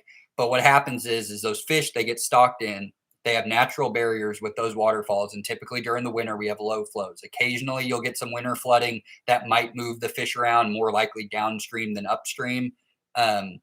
But typically when you get stocked, you can see where those natural barriers are. So if you walk the trails, either on the north end of the property or the south end of the property where the campgrounds are at, you can see pretty clearly along the trails where the truck size turn-ins are. And those are where the fish go in. In some of those cases, they're in sections of water that are only maybe 30 yards long in between two falls where those fish are trapped. So those are the types of areas that you're looking for bait fishing, is getting on those waterfalls and either fishing straight downstream or finding a spot on the bank where you can fish the inside of the seam. Because typically the current on the Blue River kind of stays in the middle for the most part. It's a pretty straight flowing river with all those breakups of waterfalls. So you don't have, big current that kind of comes to the banks where you get those big cut banks. It's more out in the middle. So you have backside seams and front side seams if you're fishing, perpendicular, if you're fishing from the bank cross current. Now, if you get on the waterfalls, then you can kind of work your way along the waterfall and fish those seams. But if you happen to be fishing from the bank, 45 degrees downstream, but some really good areas for bait fishing are going to be right around the campgrounds. So the low water crossing right there, just downstream, there's two really good holes and runs where you can hold bait on the bottom. If you want to get a little bit adventurous, you can go across the low water and go north, and you go up that riverbank, and you're going to walk all the way until you get to a huge fall that comes down. And there's two seams that come in right there and kind of go into a shallow run that you can pick up fish through that run. But right there in the dumping, that's a good spot on that point Lots of people fish on the west bank. It's easier to get to. So if you fish from the east bank, there's lots of little seams that come together that you can't fish from the west side. You can only fish them from the east side. And that's great for bait. It's also great for artificial lures and flies right there. If you come into the camping area, you get down to where you have the big gravel parking lot and the low water crossing. If you go to the north, you take a left right there and you go towards that first camping area. Before you get there, there's a road that turns off up a huge steep hill. You follow that all the way up and you're on a parking lot that's up on the top, and you walk down and there'll be a gate at the top of the parking lot, and you're just going to follow that down to the river. And right when you get down and it turns on the river, that's where the braided water starts. But there's two braided sections that come in, and it's just a perfect ambush point with some submerged boulders, two good seam lines that come in, and then it runs down that bank. And there's really good bank fishing access right there for fishing with bait, where those two seams come together and it kind of tails out in really deep moving water. That's a really good spot. If you go up to the north end of the property, so up off of Highway 7, you've gone up, and now you're not near the camping area, you're up where you have four options. You have a northeast parking lot, northwest parking lot, southwest parking lot, southeast parking lot. The northeast parking lot right there is you're going to have a huge trail that's going to go all the way to a fence. And from there, you can wade up into the catch and release only zone. But the second to last pool, and when you go up that trail, it's going to have little turnoffs the whole way to get to the river. And you can fish right there, right north of the bridge. And there's two really good waterfall sections that are right there. You can fish those waterfalls, or you can follow that trail. It's great if you bring a bike with you, ride a bike, because it's a pretty good distance up there. It's probably close to a mile. But you go up that, you can ride a bike all the way to the end. And those two pools, the last two pools, when you hit the fence where the road or the trail ends, those are two really good spots right there to fish with bait and with artificial lures and flies. But if you're looking to get away from some people, most people tend to fish right near the parking areas and the road. If you're willing to just go a little bit farther on the northeastern side of the property, there's just some great holes all the way through there, and you can just pick one of them. And typically the farther we get into trout season, once we hit January, February, those things are typically just loaded up with fish. But even early season, if you get there early in the morning, you're not going to see anybody. There's just not going to be enough people who are going to work their way that far up. Now, if you want to get to the catch and release zone, which also has great fishing, you're going to have to use that northwestern parking area. That's a much easier walk. If you go the eastern side, you're going to get to that fence, and you're going to have to do some bushwhacking through some pretty moderately treacherous ups and downs on the bank as well as in the water to get to where you can cross back to the west side, and then you're in the catch and release zone. But there's a nice trail that goes up the entire western side. Down at the end, the southwest parking area up there, you can walk all the way down to the end, and there's a big waterfall down there, but you can't really get a hauling truck down to it. So I'm not sure if we get fish in that section, but the section right above it, there's a couple of runs that come in.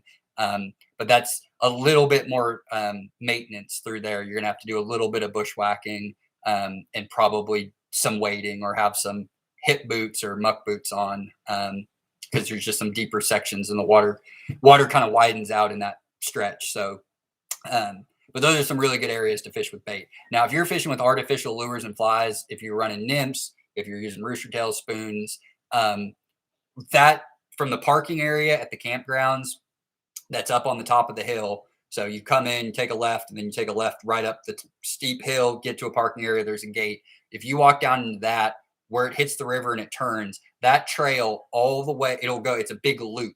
So that trail will follow the river all the way. And then eventually it'll get to the point where it turns hard left away from the river. That's where you know it's the end. But that gives you access to all of the waterfalls along that. And there's great pocket water that's in there where the fish can kind of move between. There's not nearly, with the braided areas, they have cut throughs, as opposed to when you're on the waterfall and it's all one waterfall. In that braided area, there's these side channels that kind of connect a lot of them. So those fish can really spread out in that area. You have it to yourself. You're wearing waders. You can get through that, and you can make lots and lots of casts through that. Early season at Blue and late season at Blue, if you're stripping flies, especially big woolly buggers, big jighead flies, or running your Rooster Tails, you might pick up a really nice smallmouth bass. It's typically the spotted bass in there. There's a lot more spotted bass than there are smallmouth, but the smallmouth that are in there are pretty good size. You can catch some really big ones in there. There's just not as many. But early in the season and late in the season, especially in those braided waters, and then right at the end, where that water kind of gets back out into the larger channels with the big deep waterfalls, the both ends and then all through that braided section is a great opportunity to pick up a big bass while you're trout fishing, especially early November and then again later into the season, late March, middle of March, early April, when water temps warm up a little bit. You get some pretty good crossover fishing. Spotted bass typically need the water temps that aren't conducive for when the trout are in there.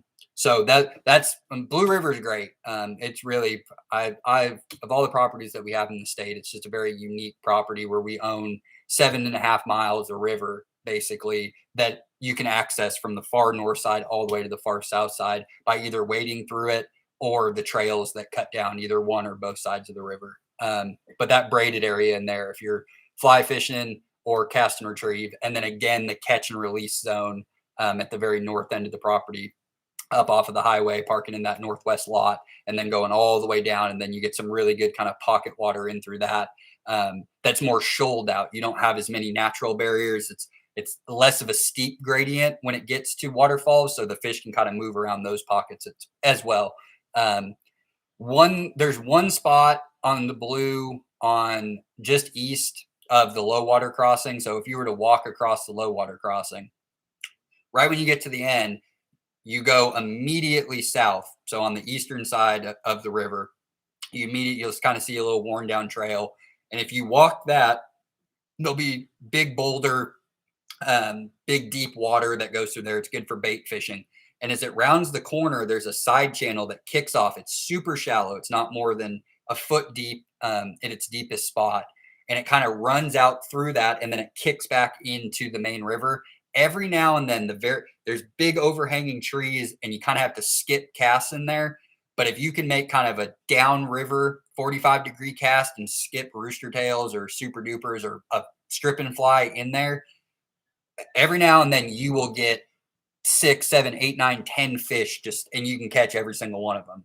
And then you walk down through that and then it pops back out into a big turn in the river. And all that water comes out, and there's really good little pockets in through that. I always check it out, and it's feast or famine. But man, when it's feast, that little section right there, you can catch a lot of fish in an hour or two casting through that. So those are the real good spots on Blue River, and in the river they stock pretty evenly throughout. So you're always going to be able to find a spot yourself to fish, but those are places that just tend to hold a lot of fish year after year after year. Just places I always go to first when I get there before I start wandering around. Lower Illinois. So Lower Illinois has had some issues over the last few years just with water releases, things that are out of our control. Trout are cold water. We get just enough out of the bottom of 10 killer running in there to try to keep those things alive during the summer. We've had some issues with some water flow over the last few years. So trout fishing has been kind of up and down. But really on the Lower Illinois, the great thing is there's the USGS stream gauge on it. Anytime that I go to Lower Illinois, it's 2.5 hours, 2 hours and 45 minutes from Oklahoma City. It's about an hour and a half from Tulsa. I check the USGS stream gauge. So you'll be able to see the release schedule, how much water is coming out, when they've been doing it. Sometimes you can see a pattern during the week. Typically on the weekends, we try to have them not release water because ideally out there, you're looking for CFS between 200 and 600. So that's just very minimal water release. That's the perfect, you can wade the entire river, and that's when trout fishing is at its best. The second they open up any of those gates and you get up above 600, water gets really stained and it just spreads fish out. And then you have your predator fish in there, especially, up until now, you're going to have your striped bass in there. And those striped bass, that water comes up, they start eating the trout. So it just makes for pretty difficult trout fishing. So if you don't live very nearby and you're going to make the drive to Lower Illinois, go just Google search Illinois River CFS near Gore, and you'll get the gauge and you can see, and you're looking down on the bottom, there'll be a little strip and it'll say, what's the current flow? And you're looking for between 200 and 600. But once you get on the river, so Lower Illinois is not exactly a family friendly area, just because the two parking areas at the dam and then at the watch unit that we own, there's just not a lot of bank fishing there. When you're in the watch unit, you're way up high. You can kind of walk the trail down, and there's a couple of areas that you can fish from the bank, but it really requires you to get into the water when you're at Lower Illinois. Having waders, having waist boots, something where you can go across. Then once you're on the river, it's really easy wading. Much more so than Blue River or Lower Mountain Fork, where you're going to have lots of hazards with the water. Lower Illinois is just a classic Ozark cobble stream bottom, big flood zone, lots of back casting area. So when you're on the water, super simple. But from fishing from the bank, when you show up in those parking lots, there's not really a whole lot of options, for ADA or for, small kids, pets, things like that. But if you can get everybody down on the water and then move through, it's pretty easy to wade. My favorite stretch of that river for trout for years has been just at the watch unit, that parking lot. There's an old tube that goes into the water right there. Sometimes the water fluctuates on how much of flooding from the spring has dug out the channel. Typically, there's a couple of steep banks right there that you can walk down cautiously. And with waders on, it comes up, I'm 5'9" and my wader tops are right here. Sometimes it's, a few inches below, other times it's closer to my waist, but typically I can cross right there. There's a couple of laydowns along that bank, and the water, if you go upstream, it has a real shallow riffle section that comes into kind of a shallow pool, and then it turns into a big long run. And that entire western bank, fishing from the eastern side when I've crossed the river, has always just held a ton of fish. Whether you're fly fishing, using bait, or using artificial lures, typically something like this catches a ton of fish. And a lot of times we'll get from U.S. Fish and Wildlife, we'll get brown trout that are about 6 to 8 inches. They'll get stacked up in there sometimes, and you'll just catch, dozens upon dozens of smaller fish. And every now and then you'll lunk into a real good one that's up underneath one of those logs. But all the way to where that riffle section dumps in, there's a 50-yard, 70-yard stretch of river that typically you can go there and spend 3-4 hours most days and just keep catching fish after fish. Then as you move upstream, there's a couple of good sections that go through there, kind of more traditional, your runs that go through there into the tailouts, and you pick up fish through there. And then once you get up closer to the dam, that gets really heavily pressured. But right below the dam, there's always a ton of fish in there. And there's a couple of braided areas that come out from the base of the dam to kind of the stilling basin to where it kind of really starts to form and flow along the bank right there at the parking area below the dam. So that there's a couple of little braids through there. You can pick up some fish. But really, once you get down to the watch unit, from that first dump in there, and then you just keep going downstream. If your flow's between 200 and 600, you can basically walk that in the middle of the river on one side or the other, wherever you're on the side that's not the deepest of the channel. You can walk it down a ways, and you'll get to a point where you get to a long run, and you'll start walking, and that water is just going to slowly keep coming up, and you're going to realize that it's impassable from that point. You'd have to go bushwhack on the banks to continue going down. But from that spot all the way up to the north end of the watch unit, that's always, I never go anywhere else. And typically the fishing is so good just right there along the bank above the parking area at Watts that it'll just sit right there. Yeah, it's big enough for a 16-foot John boat, but in 200 or 600, you're not going to be able to run it because those riffle sections come down too low. John boat's great out there fishing for stripers when they're actually releasing water. But with no flow the way it is, you could potentially drift it if you wanted. If you had a partner or somebody where you could take 2 cars, you could put in up there below the dam or down, not with the John boat there, but with the kayak at the watch unit. But if you could dump in a bigger rig up towards the dam, you could float it all the way down to Gore Landing. You'd want to make sure you keep moving. That's a pretty good stretch of river that isn't flowing too terribly much. So if you're in a kayak, you probably do a lot of paddling. But But if you can map that out, you can float all the way down to Gore Landing. And at Gore Landing, there's a boat ramp. But up there by the dam with a John boat and a beater trailer, you probably get something in right there, a drift boat, kayaks especially. And you could float that whole section. And then there's going to be a big stretch of 4 or 5 miles that you would float through that doesn't hardly get trout fished. But again, it's not getting stocked either. So you're relying on year-round trout that have moved up and down. But it being a year-round trout fishery for as long as it is, you're going to, have established trout throughout the entire course of the river until it gets down and meets the Arkansas. But that's the section of Illinois. And there's great places right there to power bait fish. But if you just strictly want to power bait fish, you probably want to go up to the dam. That's just an easy area to get in and catch a bunch of fish. But there's some good areas down if you walk down the watch unit. There is an area south of the watch unit. You need to look in the regulations because that is one of those areas that is defined with bait, and we've been changing the regs around here the last couple of years for trout. So just make sure that if you're bait fishing or not using barbless hooks or things like that, that you check in this year's regs to see what it is. But for lure and fly fishing, great all the way through. Power bait anglers right there at the watch unit, and then up at the dam, there's 2 or 3 great spots that you can fish all day and catch a limit of fish. So that brings us to the Lower Mountain Fork, which is our most notable popular fishery. We've been able to establish that as a year-round trout fishery without a lot of problems. We had some major flooding in the mid 2010s that completely changed the course of that river flow, especially through Spillway Creek.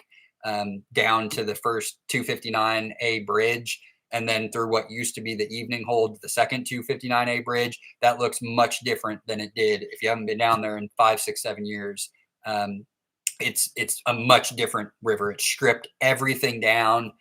So it's basically just running over exposed, bedrock type from the base of the dam. It rips through the spillway. Now, it was always pretty treacherous through there. You needed to watch where you're walking. But it hadn't ripped out the riparian zone. So all the trees were still there.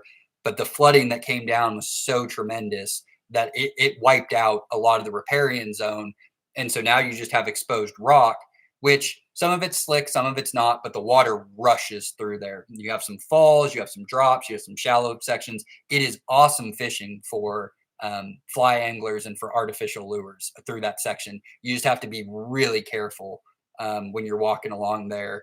There's really not much of a need to even get in the water, but I would still recommend having muck boots, hip waders if you're not wearing waders, with rubber sole bottoms to get your grip, and just always be careful when you step out onto that slick exposed rock. Give it a test with your toe, see if it's slick or not, because you don't want to. That's not the section of river that you want to accidentally fall in. It could severely hurt you, but there's not a lot of good opportunities to get back out of the water because it's ripping through there. But all of those little sections now that have created these mini kind of pool and riffle and pocket sections through that, all will hold fish. So you can just make cast after cast after cast and work your way. I like to go upriver. So it's great if you have 2 vehicles, you can park up at the dam and then drive down to the bottom. If you're on a family trip or you had multiple vehicles, you park one at the dam, and then you basically just walk from the first 259A bridge. There's where it used to be Lost Creek is now just a parking area through that. We had to get that river channel silted in, so we just did away with it. But you can walk up from that. It's just easier to walk uphill than it is to try to hike back down it. But there now is some good hiking trails that are now up and along because it cleared so much of it out. So there's some options, but that's great. You can get away from people. You don't see a whole lot as you walk up in through that just because it's a little bit more difficult. But for bait fishing now, right where the 259A bridge is, basically what it did is where that spillway comes out, it hits more of a shallow gradient before it hits the wall. There's a big rock wall down at the bottom, and it turns the river 90 degrees. Well, right before that, there was always a really good run through there, and it turned into Lost Creek, and then it kind of flowed through. But now it's become this really big run. That's great for bait fishing where it hits the wall and turns. Now that's great for bait fishing. But again, look at the regs that we've changed the red zones and the blue zones. Now it's area 1, area 2. Make sure you look on the regs to make sure that the areas that you're fishing with bait are still areas that are legal to fish for bait. And then you're using barbless hooks or artificial lures and flies in the other areas that are designated. But then you have, again, as you go farther downstream, it really opens up after the second 259A bridge. And then it's more of a light vegetation, boulders, water's not really ripping through there. It's a lot more consistent. And that's where you can find your big browns, big rainbows, ambush, in those weeds, behind those boulders. That's where stripping big flesh flies or, big jerk baits. You could probably go up to an 1/8 ounce rooster tail in that and really kind of burn it around rocks and areas like that. But for family friendly fishing, getting down on the bank right there at the first 259A bridge, that run through there, it's a nice gravel parking lot and a big gravel walkway, and it's gravel all the way down to the second 59A bridge. So that's a really good place for trout anglers of all levels. And then those who they want easy access to the water, don't want to do a lot of hiking or anything like that. That's a really good productive section of water. But like I said earlier, if you're fly fishing and you stop in, make sure to hit up the Beaver's Bend fly shop and get some good info, get some bugs. It's always good to support your local fishing bait and tackle shops. So if you go to Blue River, Scotty's is right there on the corner as you enter the property of the campground. They carry everything in there for the most part that we've talked about today. They even keep some flies in there. So support your local guide services and your local shops whenever you can. And at the Mountain Fork and at Blue River, there's really convenient places right there. And then some of the gas stations in and around Gore by the lower Illinois, they're also going to have some bait and tackle. But for the most part, everything we've talked about today, you can get at academies, Bass Pro, Cabela's for sure. And then in some areas, you're going to be able to find them at Walmart's. Walmart, I've noticed recently in the last few years, has started to carry more of a collection of rooster tails and spoons than they typically did in the past. And in a lot of cases, I've seen, the types of colors that I really like to use. Most of the time you go to a Walmart, you're just going to see a lot of the kind of standard flashy reds and pinks and those. But with that, can you take a John boat kayak on the lower Mountain Fork? Yes and no. You're not going to be able to float through the state park really. Now, below the 259A bridge, the second one, they do rent kayaks there. Again, you'd have to check to see if you can put your own personal float out there. And you could float down towards the end of the state park and then take out where the low water's at. But it's just really unnecessary. Just because in Oklahoma you can cover all of the water at the 3 major rivers by wade fishing, just bank fishing. You're not ever really going more than a few miles of that public land. And at Lower Mountain Fork, once you get to the end of the state park, then the trout section where trout have ended up out over the years, that runs through private property until you get down to the Highway 70 bridge. There's just not really much of a need. The only place that it might be cool to take it is on the lower Illinois, just because there's 4 miles of very easy floating of public water or water that you can float on and get to a public takeout. Whereas Blue River and Mountain Fork are so broken up by natural and physical barriers that it just doesn't make a whole lot of sense to bring a boat. Yeah, I get it. But from a boat perspective, you might be able to motor a John boat up even in 400, 500 CFS on the lower Illinois. But for if you want to get on the water in something, the lower Illinois is probably your best bet. But there is some opportunities down on the southern side of the state park at Beaver's Bend on the lower Mountain Fork. But you can get good information on that for floating just by calling the fly shop and asking them. And then they do guide services to the lower Illinois as well, so they can give you some information about floating on that. But that's pretty much all I got. So go ahead and ask any questions. If not, thanks for joining us. I put the the link to our trout guide that we currently have up, that goes over pretty much everything we talked about today, and then breaks it down into the sections of the designated trout areas, with bait and tackle shops that are nearby, driving distances, things like that, just basic information, and then some good kind of up-to-date fishing tips that are on there as well. And yeah, this session is being recorded. So if you got the email to be in on this, I also sent a link to our archive that has all of these Ask an Angler videos on our website. But if you didn't get the link, you can just go to wildlifedepartment.com, go to our fishing resources page, and right there at the top, it's going to say Ask an Angler. You can click on that square, and all of the Ask an Angler series that we've done, all those videos will be there. And then, like I said, main page of our website, and then the link of this, we have our trout guide. It's going to cover everything you could possibly, everything we've covered today. You're going to have detail. There's links to some of the bugs. If you forget any of the names of any of these, anything I discussed today, all of my favorites, everything that I trust to take anywhere, those are linked in that trout guide. So you can take a look, Bass Pro, some of the specialty shops, and take a look. You can purchase them online. But it just, if you forget anything, you don't need to come back through this video and search for what I was showing. Just go to that trout guide and they'll all be listed there.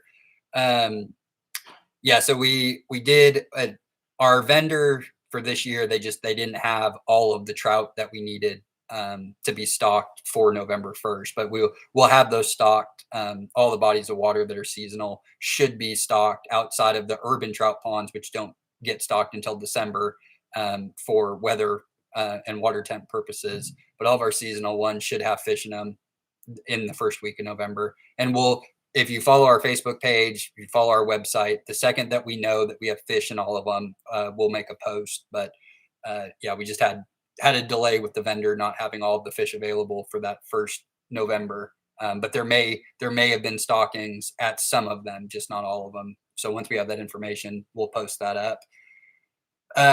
Yeah, with ponds, just go around until you find them biting. Like I said, with the power bait fishing off the bottom, that's where those little areas are great, with just a snap swivel, a pre-packaged Snell, the leader line, and then your weight just on that snap swivel. That way you can make casts. When you're power bait fishing around a pond or a lake, I give it about 10 minutes in a spot. If I'm not getting bit, I'm moving. I'm not giving it more than 10 minutes. These smaller impoundments, you should be able to find lots of fish in a pretty close area.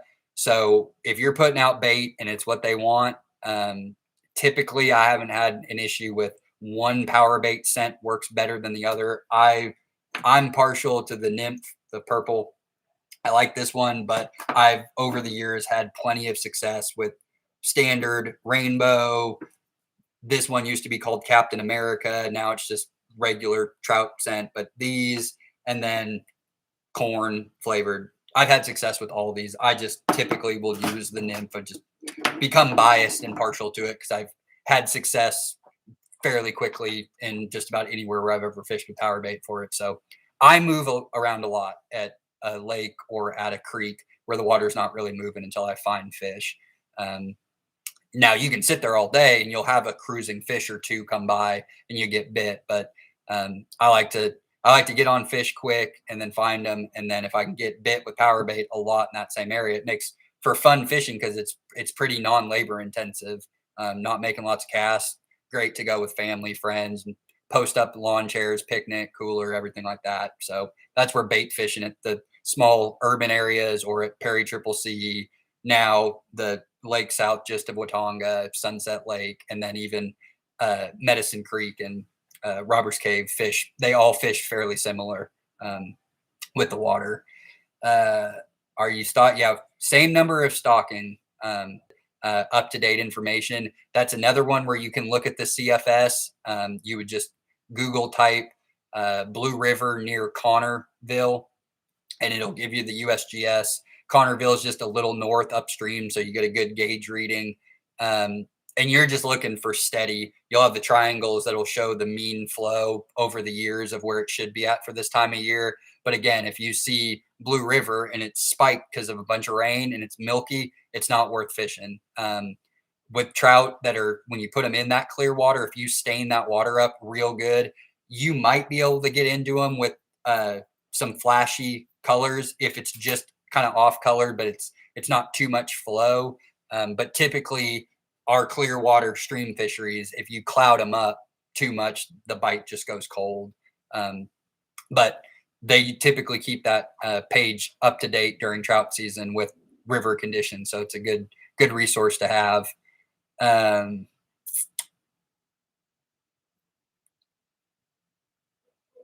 So yeah, I think that covers all the questions. So we're at 3 o'clock, 2 hours.